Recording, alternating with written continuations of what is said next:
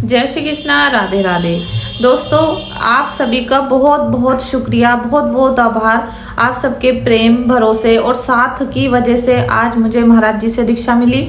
आज नहीं, मतलब परसों मिली थी, 17 जनवरी 2026 को। तो ये जो मेरा समय था जब से मैंने यूट्यूब चलाया, आप सभी ने मुझे सपोर्ट किया है और मैंने आप सबकी बहुत सारी रीडिंग करी, बहुत सारी हीलिंग करी, टैरो रीडिंग करी और बहुत आप सबके लिए प्रेयर की। लेकिन आप सबने मुझसे भी ज़्यादा करा, आप सबने मुझसे भी ज़्यादा मेरे लिए प्यार दिया।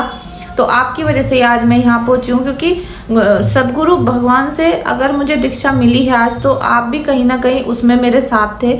और मेरा सबसे बड़ा सपना यही था कि जब मेरी मृत्यु हो तो मैं अपने गुरुदेव के चरणों में हूँ और मुझे मृत्यु होने से पहले मुझे गुरु दीक्षा मिल जाए। तो आखिरकार वो मिल गई। और ये जो समय था मेरा बीच का, ये बड़ा कष्टकारक गुजरा है, क्योंकि जब हृदय में हलचल होती है ना, तो खाना भी अच्छा नहीं लगता। ऐसा लगता था बस कैसे कैसे भजन हो जाए और हमारी दीक्षा मिल जाए। मतलब छटपटाहटती, हड़बड़ाहटती बहुत ज़्यादा। कई बार तो कई कई दिन तक टैरो रीडिंग भी नहीं की, लेकिन करनी पड़ती है, क्योंकि घर भी चलाना होता है, अर्थ की व्यवस्था करनी होती है, पैसों की व्यवस्था करनी होती है, बच्चों को भी पालना होता है। तो बच्चे हैं, मैं हूँ, और आप सबका इतना सपोर्ट रहा कि मेरा जो दीक्षा हुई है मेरे बड़े बेटे के साथ हुई है। मेरा बड़ा बेटा और मेरी दोनों की दीक्षा हुई है, और अब मेरा छोटा बेटा और बेटी दोनों भी दीक्षा के लिए निवेदन करने जा रहे हैं। तो आज एक सूचना भी है आप सबके लिए, क्योंकि जैसे ही मेरी दीक्षा हुई मैं तुरंत राधा वल्लभ जी मंदिर गई, बरसाना गई, माता रानी को, राधा रानी को प्रणाम करने के लिए, धन्यवाद करने के लिए। और बहुत जल्द अब मैं अपनी बेटी के साथ जाऊंगी, बेटे और बेटी के साथ शीतला माता, क्योंकि जो कुल देवी हैं उन्होंने भी तो आज तक मुझे संभाल के रखा है। और इस पूरी अवधि में जो 3-4 साल मेरे बहुत भयंकर कष्ट में गुजरे थे, उसमें उन्होंने भी संभाल के रखा। और कहीं ना कहीं मेरे बेटे को सड़क पे से उठा के खड़ा करा, जिंदा करा उन्होंने, बिल्कुल मृत्यु के समान हो चुका था मेरा बच्चा। तो इसीलिए मैं फिर आप सबकी भी हेल्प करने लगी। तो दोस्तों, अब आपका समय आ चुका है एक बार फिर से हेल्प करने का। और जिसने भी, ये वीडियो उनके लिए है जिसने भी मुझसे हीलिंग करवाई है, ठीक है, अपने लिए हीलिंग जिसने भी आज तक बुक करी है, क्योंकि मेरा चैनल 2 साल हो जाएंगे शायद अब।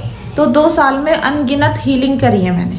तो जिसने भी हीलिंग करवाई थी और जिसके पास भी ये वीडियो पहुंच जाए, ठीक है, हीलिंग वालों के पास, क्योंकि आपका भी वो समय आ चुका है, होली आने वाली है, कि आप सब शीतला माता को प्रणाम करें, उनको धन्यवाद करें बहुत बड़ा वाला, ठीक है। तो आप सबसे निवेदन है कि शीतला माता की होली से पहले आप हीलिंग करवाएं एक बार दोबारा से। और इस बीच में अगर आपके घर में किसी की मृत्यु हो गई है या किसी का जन्म हुआ है, तो भी आपको हीलिंग दोबारा करा लेनी चाहिए, ठीक है, अगर बहुत कष्ट का जीवन था पहले और हीलिंग आपने करवाई है, तो अब आपका फर्ज बनता है कि आप सब उनको प्रसाद अर्पण करें, ठीक है, उनको धन्यवाद अर्पण करें, उनको उनके चरणों में नतमस्तक हो जाएं। तो अब मैं जल्दी से जल्दी शीतला माता के मंदिर जाऊंगी। तो आप में से जिसने भी हीलिंग कराई और जिसको भी ऐसा लगा है कि हाँ 50% भी आराम पड़ा है शीतला माता की हीलिंग करने के बाद, तो वो व्यक्ति मुझे खुद से व्हाट्सएप पे मैसेज करे। और आप, लेकिन अभी हम क्या करेंगे, माता रानी को धन्यवाद करेंगे। तो माता रानी का क्या है, श्रृंगार, ठीक है। तो उनकी एक साड़ी, उनका मेकअप का सामान जो होता है, और एक मिठाई का डिब्बा, ठीक है। क्योंकि आप जानते हो जब हम वहां जाते हैं मंदिर, तो मंदिर के बाहर जो दुकानें होती है उनमें जब मेकअप का सामान लो उसमें कुछ नहीं निकलता, वो सब ऐसे होते हैं, मतलब हम खुद नहीं लगाते तो हम उनको क्या भेंट करें। और हम मतलब इतने तुच्छ से मनुष्य, हम उनको इतना बेकार सामान नहीं चढ़ा सकते। तो आपकी जितनी श्रद्धा है, आपकी जितनी नियत है, ठीक है, क्योंकि एक इंसान भाई 2000 रुपये कमाता है एक महीने में, तो वो 10,000 की साड़ी तो दे नहीं सकता है ना, अपने हिसाब से, बजट से। अब एक आदमी 1 लाख रुपए कमाता है, तो उसका तो बजट है 1000 रुपये की साड़ी देने का। तो अपनी हैसियत से और अपनी माता मान के, क्योंकि हम अपनी माता को, अब जैसे मैं पहनती हूँ, जैसे भाई मेरा कुर्ता आता है, अभी मैं दीक्षा के लिए सूट लाई थी, तो मैं सूट लाई 5000 रुपये के 2, ठीक है, क्योंकि बहुत समय बाद मेरा मन करा कि आज मेरा नया जन्म है, मुझे दीक्षा मिल रही है, और मेरे पुराने कृत्यों का, मेरे गलत कार्यों का, मेरे जो मलिन हूँ, कुलीन, वो सब मतलब खत्म हो रहा है, पुराना जीवन अब नया शुरू हो रहा है। तो आज तो एक बार फिर से सूट, मतलब कपड़े खरीद लेती हूँ मैं। तो मैं 2 सूट लेकर आई ट्रेंड से जाके। वो दोनों सूट थे मेरे 5000 के टोटल, और एक जोड़ी मैंने चप्पल खरीदी, क्योंकि मैं बहुत समय से हवाई चप्पल में जी रही हूँ, हवाई चप्पल में, क्योंकि मेरी जो स्लिप डिस्क है वहाँ पर प्रॉब्लम चल रही है और कम से कम 12-13 साल हो चुके हैं, इसलिए मैं चप्पलें नहीं पहन सकती। मैं जहाँ भी जाती हूँ ज़्यादातर तो नंगे पैर ही चलने की कोशिश करती हूँ, लेकिन घर से तो निकल के बस तक जाना पड़ता है, तो उसके लिए मैं हवाई चप्पल ही पहनती हूँ। तो अब मैंने फाइनली थोड़ी सी फैंसी सी चप्पल उस दिन के लिए खरीदी। बाकी तो मैं नंगे पैर गई, लेकिन थोड़ी देर के लिए वहाँ पे पहन ली थी, फिर आगे हम नंगे पैर ही गए थे। तो ये स्लिप डिस्क की प्रॉब्लम है, उसकी वजह से चप्पल जूते मैं पहन नहीं पाती हूँ। जूते तो मैं खरीद ही नहीं सकती हूँ, ठीक है। इस भयंकर सर्दी में भी मैं केवल सॉक्स पहनती हूँ और नंगे पैर चलती हूँ। तो मैंने वो खरीदे।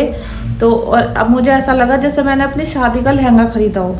और मेरी शादी हुई थी 98 में हुई थी मेरी शादी। उस टाइम तो ना मुझे लहंगे का पता था, ना साड़ी का पता था, कैसे जिसने जो पहना दिया पहन लिया था, बच्चे जैसी हालत थी। केवल 15.5 साल की थी मैं जब मेरी शादी हुई थी। तो आज मुझे ऐसा लगा कि हाँ भाई मेरी दीक्षा हुई है, नया जन्म हुआ है, तो मैंने सूट खरीदे। तो इसी प्रकार से मैं अपनी माता रानी के लिए अच्छी से अच्छी साड़ी लेकर जाऊंगी। तो आप भी उनके लिए साड़ी, मेकअप का सामान, और आप चाहे तो आप खुद मुझे अपने मेरे घर पे ऑर्डर करके भेज सकते हो, चाहे तो आप मुझे पेमेंट भेज दो, मैं आपको खरीद के आपको सबको भी दिखाऊंगी कि आपके पैसों से मैंने कौन सी साड़ी, कौन सा मेकअप का सामान खरीदा, और मैं वहाँ चढ़ा के आऊँगी। सबका बोरी बिस्तर भर के ले जाऊँगी, वहाँ चढ़ा के आऊँगी। क्योंकि मेरा जो हृदय है ना दोस्तों, आप यकीन मानो, आज आपके बच्चे हैं, पति पत्नी हैं, जो भी हैं घर में, सब यहीं रहने वाले हैं। और जिस दिन दुख की घड़ी आती है ना, अपने बच्चे, अपने माता पिता जिसने हमें पैदा करा, जो पति, सब साथ छोड़ देते हैं, सब। और ये सब तो मैं खुद ही भुगत चुकी हूँ। जैसी मेरी कहानी अगर आप सुन लोगे तो आपके आंसू नहीं रुकने के हैं 4 घंटे से पहले, है ना। लेकिन जीना पड़ता है, आगे बढ़ना पड़ता है, और भगवान जो हमें दे रहे हैं हमें उन्हें लौटाना पड़ता है। और ये उन्हें हम कुछ नहीं दे सकते, क्योंकि हमारी इतनी औकात ही नहीं है कि हम उनको कुछ दें, लेकिन हम उनको प्रेम कर सकते हैं, हम उनको आभार प्रकट कर सकते हैं, बस, इससे ज़्यादा कुछ नहीं। क्योंकि हम जब कहीं मंदिर में कोई चीज़ चढ़ाते हैं तो वहाँ से भी वो किसी और को दी जाती है, तो कोई उसको ये ना बोले कि अरे ऐसी चीज़ है मैं नहीं पहन रही, रख दे से ऐसे कूड़े में। तो ऐसा नहीं, धिक्कार नहीं लगना चाहिए ना उस प्रसाद को। तो आप व्हाट्सएप मैसेज करके मुझे जिसने भी हीलिंग कराई थी वो अपना प्रसाद भेज सकते हो, और मैं वहाँ पर चढ़ा कर आऊँगी, ठीक है। और जिसको दोबारा हीलिंग करानी है, कोई प्रॉब्लम चल रही है, तो भी आप मुझे व्हाट्सएप पे मैसेज कर सकते हो, टैरो रीडिंग करा सकते हो। जय श्री कृष्णा, राधे राधे।